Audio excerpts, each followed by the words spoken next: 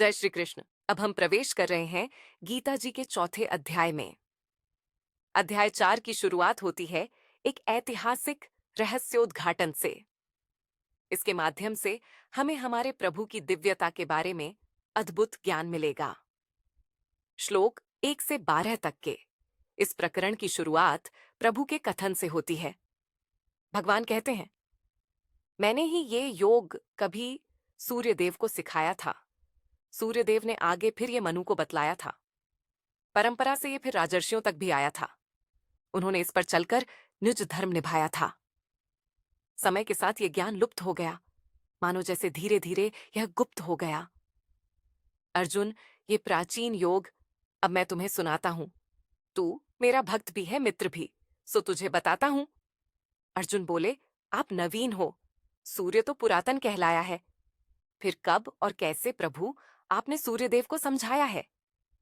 प्रभु ने फिर थोड़ा समझाते हुए अर्जुन से कहा, मुस्कुराते हुए, मेरे तेरे कई जन्म हो चुके जिनका मुझे तो पाठ स्मरण है, लेकिन तुमको अर्जुन उनका हो चुका प्यारे विस्मरण है। अर्जुन, यद्यपि मैं अजन्मा हूं, अविनाशी अमर कहलाता हूं, फिर भी माया अपनी को वश कर हर युग में मैं आता हूं। जब अधर्म सीमाओं से पार हो जाता है और धर्म पे कोई गहरा संकट छाता है, जब स्थिति हो विकट, मैं होकर तब प्रकट धर्म संस्थापन का अर्जुन कर्तव्य निभाता हूं। भक्तजनों की खातिर हर युग में मैं आता हूं। सज्जनों को बचाने के लिए, दुष्टों को मिटाने के लिए, पीड़ित जनों को न्याय दिलाने के लिए, प्रेमी भक्तों पर मीठा प्रेम लुटाने के लिए। मैं पहले भी आता रहा हूं, अर्जुन आगे भी मैं आऊंगा। भक्तों संग नाता पहले भी निभाया, आगे भी निभाऊंगा। जो मेरी दिव्य उत्पत्ति को अर्जुन जान जाता है, मेरे कर्मों की अर्जुन दिव्यता पहचान जाता है, वो जब शरीर छोड़ के जाए, लौट के इस धरती पे ना आए, क्योंकि वो मुझे ही प्राप्त होता है। खत्म उसका सारा संताप होता है। जिन्होंने राग, भय और क्रोध से छुट्टी पाली है, एक मुझ में ही अपनी सारी वृत्ति टिका ली है। या जिन्होंने तप से स्वयं को पार्थ शुद्ध किया है, ज्ञान से अपने आप को अर्जुन प्रबुद्ध किया है, वो सब आखिर मुझको पाते हैं, प्रयास अपने सारे सफल बनाते हैं। जो भी जिस भी भाव से मुझ तक आता है, मुझसे भी उसी भाव से पूरा प्रेम वो पाता है। जब कोई बालक बनकर आता है, मुझसे पिता का स्नेह वो पाता है। कोई मुझे लाला मान खुद माता बन जाता है। मेरी नटखट बाल लीला का वो दर्शन पाता है। अपने भक्तों से हर नाता निभाने को मैं तैयार हूं। मैं ही मित्र, माता पिता, बालक और भरतार हूं। सबके भीतर छुपी एक आनंद की ही प्यास है। सबका दुख से आनंद तक आने का ही प्रयास है। जीव को चाहिए जो परमानंद, उसका स्रोत तो है सच्चिदानंद।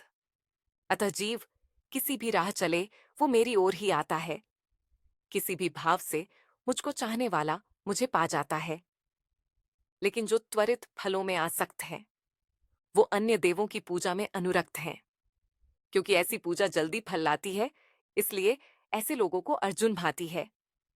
ऐसे लोग पार्थ मुझसे भाव जोड़ नहीं पाते। फल तो मिले, पर इससे मेरे पास नहीं आते। श्रोताओं, प्रभु ने अपनी दिव्यता के विषय में बताया और यह भी बताया कि उनके साथ किसी भी भाव से जुड़ा जाए, प्रभु उसे उसी भाव से स्वीकार करते हैं। लेकिन जो जीव फलों की आसक्ति में फंसे हैं, वो प्रभु से नाता जोड़ नहीं पाते। श्लोक 13 से 15 में प्रभु कहते हैं, मैंने ही चारों वर्णों से जग सजाया है, इसमें गुण कर्म को आधार बनाया है। फिर भी मैं सदा अकर्ता ही पार्थ कहलाता हूं, क्योंकि मैं कर्म बंधन में कभी नहीं आता हूं। आसक्ति मुझ में आ सकती नहीं, निरासक्ति मेरी मिटा सकती नहीं। जो मेरी इस दिव्यता को जान जाता है, वो फिर बंधन में पार्थ कभी ना आता है। यही ज्ञान पहले भी महापुरुषों ने जाना है, कर्म किए हैं और अपना धर्म पहचाना है। तू भी अर्जुन उसी तरह से अब कर्म कर, निरासक्त होकर पालन अपना धर्म कर। श्रोताओं, अब प्रभु अर्जुन को कर्म, अकर्म और विकर्म के गहरे रहस्य समझाएंगे और इस पथ पर चलने वाले पथिकों के लक्षण भी बतलाएंगे। श्लोक 16 से 23 में प्रभु कहते हैं, कर्म क्या है, अकर्म किसे कहते हैं, इसे समझने में बुद्धिमान भी उलझे हैं। कर्म की गति बड़ी गहन है, तभी तो ये भेद बहुत कम लोगों से सुलझे हैं। इनका फर्क अर्जुन तुम पहचानो, इसे अब पूरी स्पष्टता से तुम जानो। कर्म न करने को अकर्म समझना भूल है, यही तो सब बंधनों का अर्जुन मूल है। कर्म वह कार्य है जो शास्त्र अनुसार उचित और करने योग्य कहलाता है। वही कर्म जब इच्छा, अहंकार, आसक्ति से रहित हो तो अकर्म हो जाता है। विकर्म वो कार्य है जो अनुचित है और शास्त्रों में निषिद्ध कहा जाता है। वही योगस्थ है प्यारे, जो कर्म में अकर्म और अकर्म में कर्म देख पाता है। कर्म तो हो, परंतु उसके पीछे कर्तापन का अहम न हो तो वो अकर्म है। मन में इच्छाएं भरी हों, शरीर फिर भले निश्चेष्ट पड़ा हो तो भी वो कर्म है। जिसने हर कार्य बिन कामना के करने की ठानी है, वही निरासक्त तो मुक्त है। वही तो वास्तविक ज्ञानी है। संतुष्टि उसकी जा नहीं सकती, इच्छा कोई कभी आ नहीं सकती। सदा व्यस्त रहते हुए भी उसको कोई क्रिया बंधन दिला नहीं सकती। जो इच्छा नहीं करे है, व्यर्थ संग्रह से भी परे है। जो बस शरीर के भरण पोषण को कर्म करता है, वो पाप रहित रहकर पालन अपना धर्म करता है। जो भी जैसा भी सहज मिल जाए उसमें संतुष्ट रहता है। सुख दुख, गर्मी सर्दी आदि द्वंद्वों को धैर्यपूर्वक सहता है। जो जीत में खिलखिलाता नहीं, जो हार में तिलमिलाता नहीं, वो सदा मुक्त ही रहता है प्यारे। बंधन उसको कभी आता नहीं।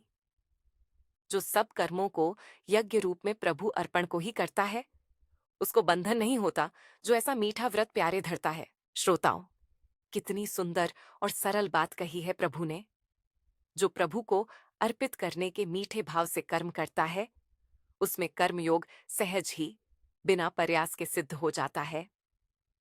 अब अपनी अपनी रुचि, विश्वास और योग्यता के अनुसार साधक अलग अलग कार्य या साधन भगवद अर्पण के भाव से योग रूप में करते हैं।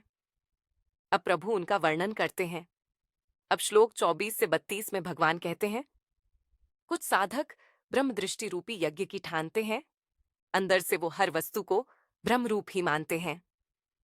कर्ता, करण और कर्म सबको ब्रह्म स्वीकारते हैं। यज्ञ, सामग्री, अग्नि और स्वयं को ब्रह्म पुकारते हैं। वो समझते हैं कि ब्रह्म ही सबका आधार है, अतः ब्रह्म को पाकर वो हो जाते पार हैं। कुछ साधक पारंपरिक हवन के द्वारा दैव यज्ञ कराते हैं। कुछ सब कर्म मेरे निमित्त करके ब्रह्म यज्ञ कर जाते हैं। कुछ इंद्रियों को विषयों से रोककर संयम योग करते हैं। कुछ विषयों का उचित विवेक से जागृत प्रयोग करते हैं।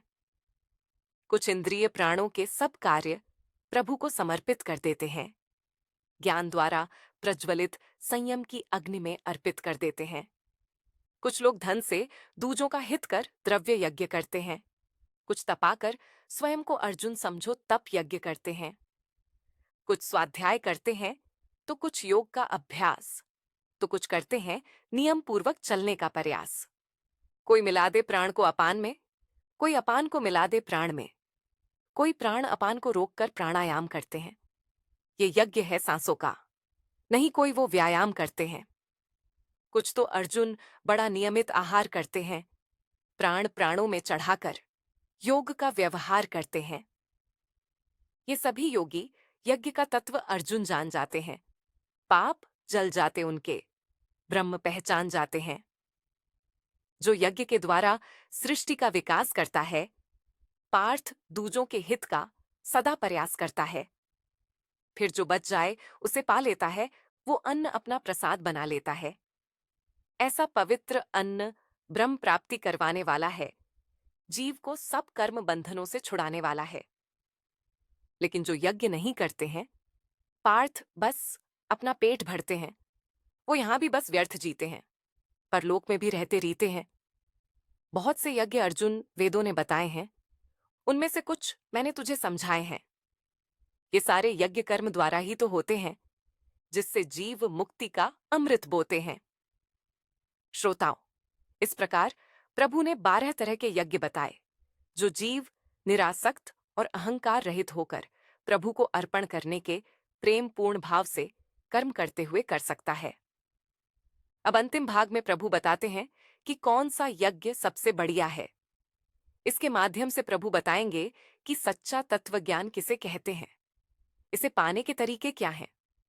प्रभु इस विलक्षण ज्ञान की महिमा भी बताएंगे और पात्रता भी समझाएंगे। श्लोक 33 से 42 में प्रभु कहते हैं, यज्ञ जिनमें वस्तुओं की प्रधानता हो वो द्रव्य यज्ञ कहलाता है। जिसमें मुझे जानने पाने की मंशा हो वो ज्ञान यज्ञ हो जाता है। द्रव्य यज्ञ से अर्जुन ज्ञान यज्ञ बेहतर कहलाता है, क्योंकि ये जीव को मेरे बहुत करीब ले आता है। मेरे तत्व को जानने का एक पारंपरिक मार्ग बताता हूं। तत्वदर्शी महात्मा से ये ज्ञान पाने की विधि सुनाता हूं। यदि कोई ऐसे तत्वदर्शी महात्मा जीव को मिल जाए, जीवन में हरि कृपा के महकते फूल मानो खिल जाएं, तो विनम्र हो सेवा भाव से जीव उनकी शरण जाए।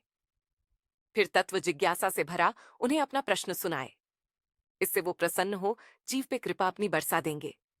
मुझे सब में देख पाने का फिर सीधा मार्ग बता देंगे। ज्ञान होने पर पहले तू सब में अपना रूप निहारेगा, आगे चलकर सब वासुदेव हैं, अर्जुन ऐसा पुकारेगा। इस स्थिति में बोलो, मोह कहाँ रह पाएगा, जब सब ओर बस मोहन ही नजर आएगा। कोई भले अर्जुन थोड़ा पापी हो या सब पापियों से बड़ा पापी हो, तब भी इस ज्ञान की नौका के द्वारा वो पार हो जाएगा। मुझे देखेगा जब सब में, तो बोलो पाप कहाँ कर पाएगा। जैसे जलती हुई आग लकड़ियों को भस्म बना देती है, वैसे ही ये ज्ञानाग्नि प्यारे समस्त कर्मों को मिटा देती है। सब पापों के मूल में जो अज्ञान है, उस अज्ञान की औषधि ये ज्ञान है।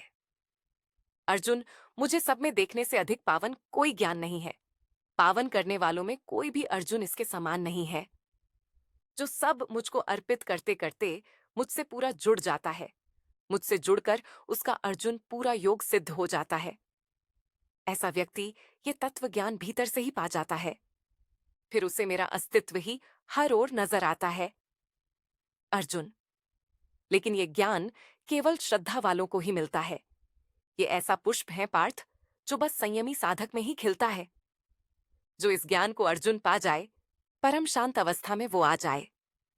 जो अज्ञानी जीव श्रद्धा से खाली है, जिसकी बुद्धि संशय करने वाली है, ऐसी बुद्धि जीव का अर्जुन नाश कराने वाली है, यहां वहां अशांति और शोक दिलाने वाली है।